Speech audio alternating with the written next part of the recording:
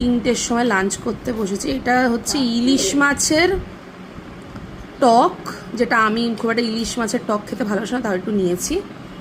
ভেটকি মাছের পাতুরি, ঝুরঝুরে আলু ভাজা, আর একটা জিনিস আছে, আচ্ছা এটা হচ্ছে সব থেকে হেলদি বোধ হয় প্লেটে, এটা হচ্ছে আলু পটল উচ্ছে মাখা, আর হ্যাঁ এই লঙ্কাটা।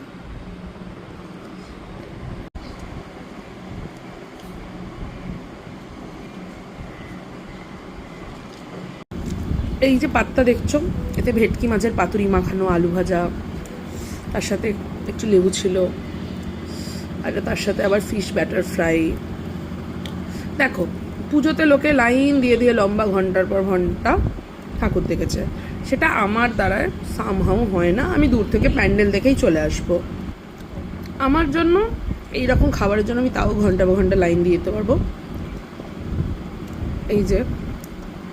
এই যে হোলসাম একটা বাইট মাছের, ভেটকি মাছের পাতুরি উইথ ফিশ ব্যাটার ফ্রাই, আর কি চাই।